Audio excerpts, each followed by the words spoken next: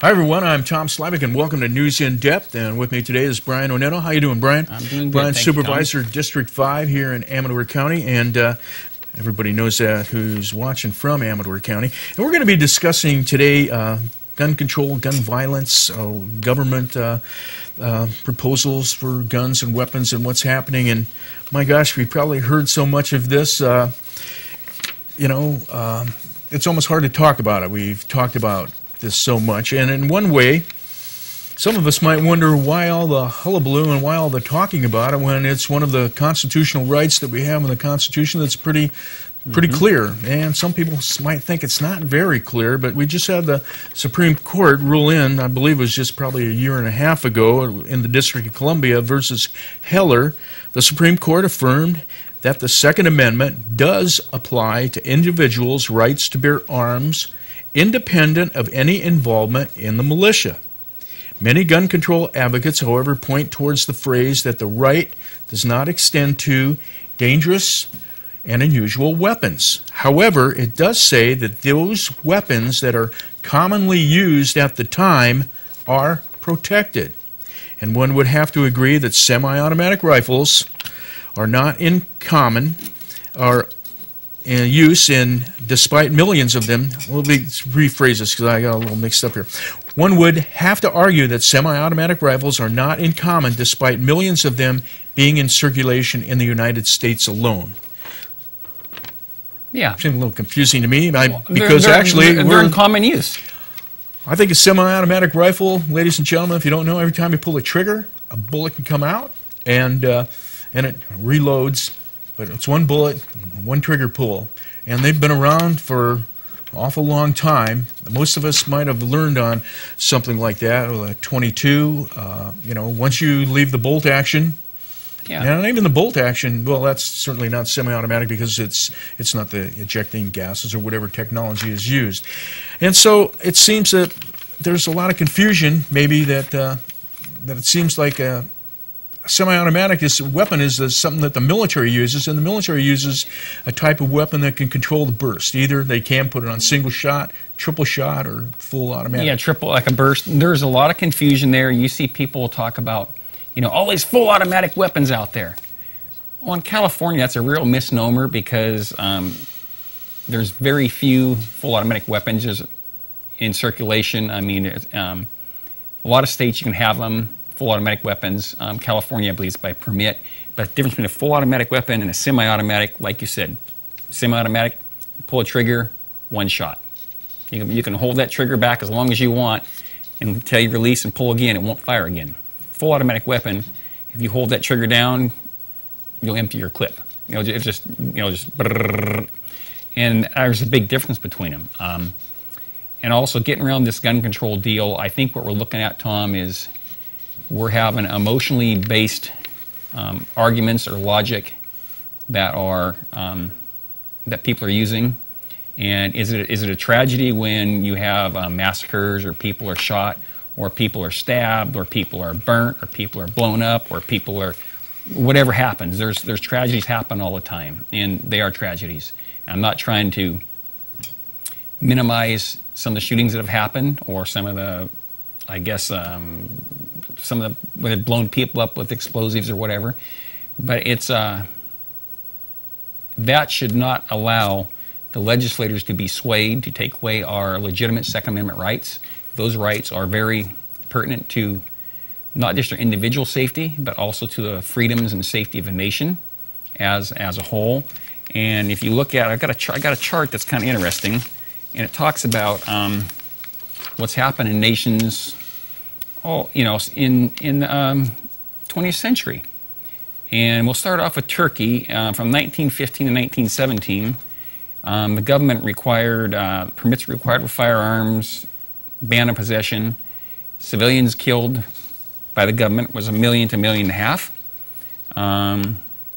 Targets were Armenians, mostly Christians.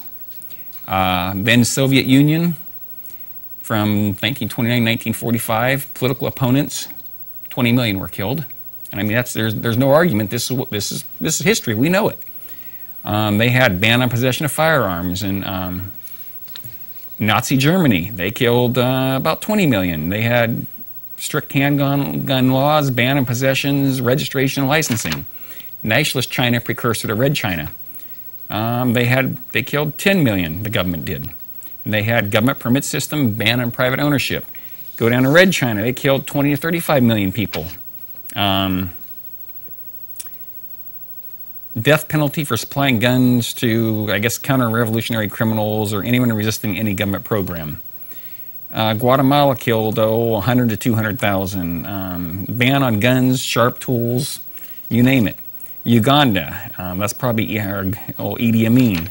Register all guns and owners, warrantless searches, confiscation powers. That was 300,000.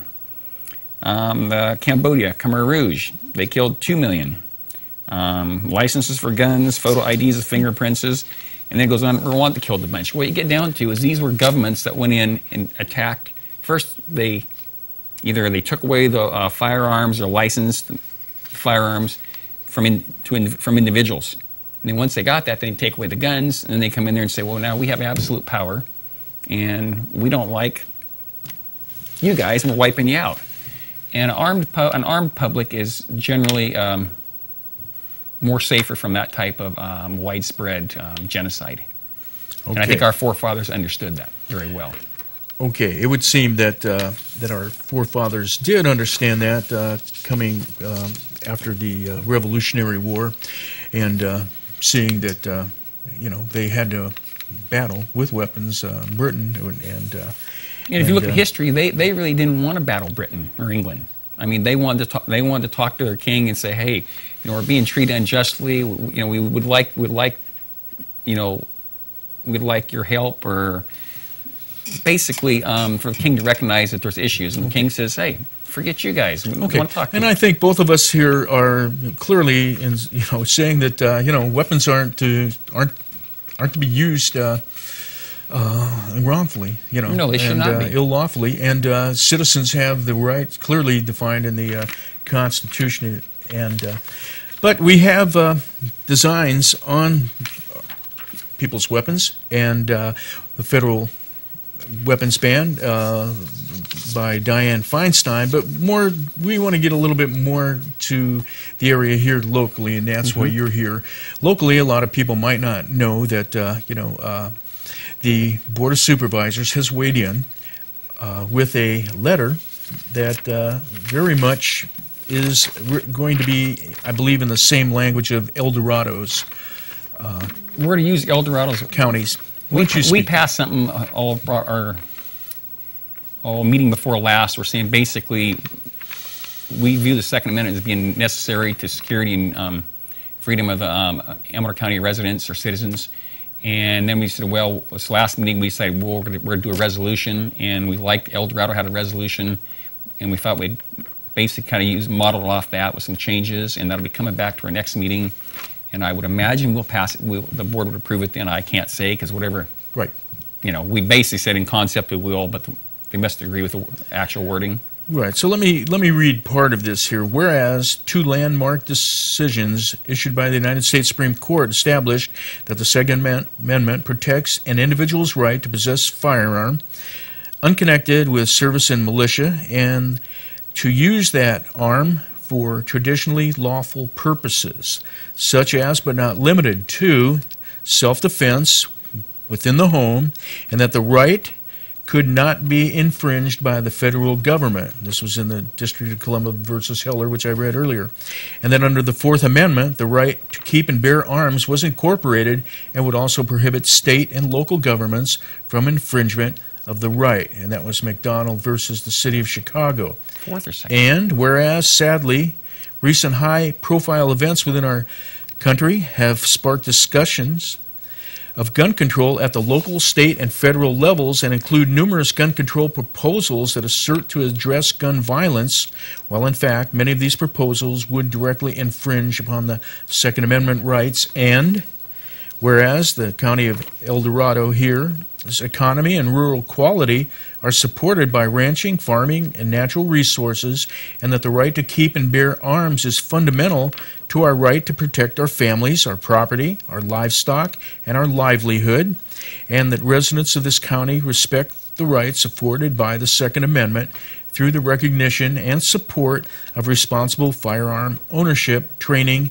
and awareness, and now therefore be it resolved that the Board of Supervisors of the County of El Dorado supports all decisions seeking to new ideas to protect our citizens from violence, but cannot abide by any provision infringing upon the Second Amendment. And this was passed and adopted by the Board of Supervisors of El Dorado. And as we said, this is probably going to be the template for Amador's. And yes. What are we going to use this letter for? Who does this get sent to? Right? It'll get sent to whoever the board decides to send it to, but I would see it going through our state legislative representatives. That would be Berry Hill and Bigelow. And I think also our federal representatives we send a letter to. So just basically want to put in the county on record saying, hey, this is our position. Okay, we're going to be taking a break, and then when we come back, we'll be talking more with Supervisor Brian Oneto, District 5 in Amador County. Stay with us. You're watching Amador County's local television network, TSPN.